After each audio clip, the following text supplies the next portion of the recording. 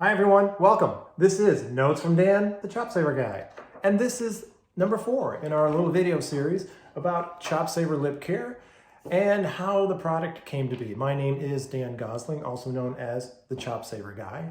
And this is number 4 in what we hope to be an ongoing series about ChopSaver, my journey as a musician turned inventor, turned entrepreneur, turned business owner. Hopefully you'll get something out of it in terms of maybe some inspiration or education or entertainment at the very least. In the first 3 videos, I kind of explained my journey as a musician, and then that fateful day when I had the idea, or the idea came to me from a conversation I had with a friend of mine about the herb arnica. And that conversation changed my life. In fact, at that point in my life, I was practicing a lot for an audition that I ended up not winning. And if you're confused by this already, please go back and watch the first 3 videos. They're very short.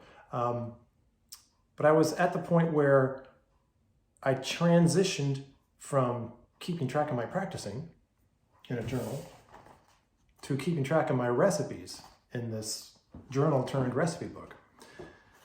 So it's always fun for me to look back at these because it shows what I was thinking at the time. And I'd like to share that a little bit with you. So I literally have notes here from my first attempt to create this product, from this idea that I had.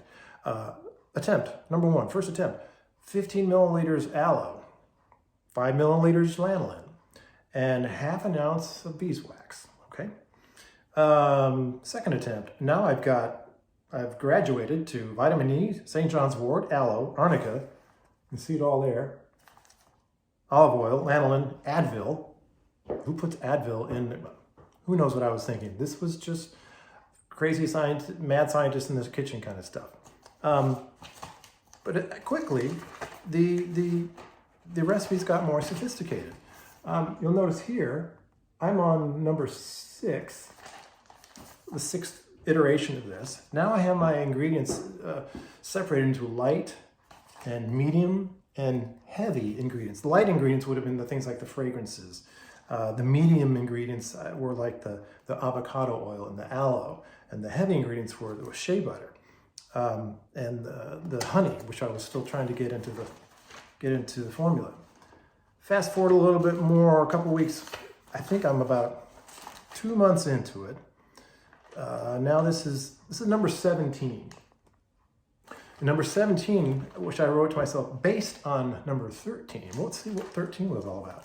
Okay, I've got my ginger and comfrey and arnica, and interesting, I put 13 drops, see right here, 13 drops, not 12, not 14, 13 drops lemon, 4 drops lime, 5 drops grapefruit. That's how anal I was getting about things like the fragrance, how important that was to me, that the fragrance be interesting, citrusy, but not just orange or not just lemon, and that would appeal to men and women. And I think I achieved that. But number 17 was kind of where I realized, I think I've gone about as far as I can with this. It was based on 13. And then I said, at the bottom, I said, lots of stirring, finally whipped up into a frosting-like consistency. This is awesome. I wrote it right there. This is awesome. So I must have felt like, and in fact, I remember feeling like, I think this is about as far as I can go. This is pretty cool. I mean, there were a couple more. It's interesting. I didn't call them 18 and 19. I called it 17A and 17B. I guess they were similar enough to 17, formula version number 17, that they didn't merit their own number. They were just variations on that theme. But that's what was going on in my head. What was literally happening in my world was I took over the kitchen. And because I was going to make this stuff, right? But even though I took over the kitchen, I at least bought my own utensils, bought my own mixing bowls and little knives and little measuring spoons. These were the actual spatulas I used. I don't know what happened to this one. And some of the things that obviously made it into the final formula were lemon oil and lime oil and ginger. And of course, these are tinctures. These are literally the ones I was using 17 years ago when creating the formula. And I keep these just as memento of what was going on in my life. And who knows, maybe these will end up in the Smithsonian someday. Arnica, of course, that's what started it all. This is a 17-year-old bottle of avocado oil. Let's see what's in that. Maybe let's not. And of course, I was buying big jars of shea butter. I don't think there's anything left in here, but this shows how much of the shea butter I was going through making this kind of stuff. Some of the ones that didn't make it into the formula: St. John's wort, nutmeg, rosemary oil, eucalyptus oil, and this one always makes me smile: thyme oil. This one nearly burned off my lips. Why I didn't just stop the whole project after I put some of this directly on my lips at 100%. If you're familiar with thyme at all, it is a natural, using natural cleaning products. It's very powerful stuff. And somehow I thought it might be good to put in a lip balm, but not at full strength. Let that be a warning to you. But this is literally what this all looked like. See there? And that picture there. Yeah, those are the pictures my wife took when she thought I'd lost my mind.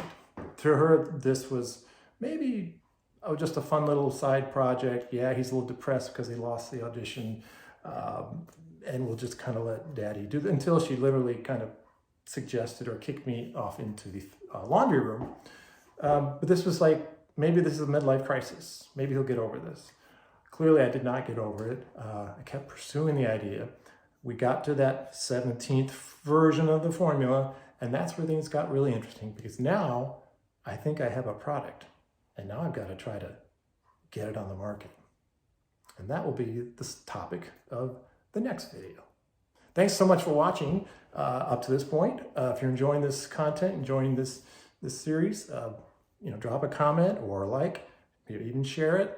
And of course, the best way to support what we're doing here is become a fan of ChopSaver. If you're already a fan of ChopSaver, if you're one of the thousands of people whose lives have literally been changed by this product, we thank you. Keep telling your friends and loved ones about it. And if you haven't tried it yet, give us a try at ChopSaver.com, or you can also find us on Amazon. Till the next time, this is Dan Gosling, the ChopSaver guy. We'll see you soon. Thanks.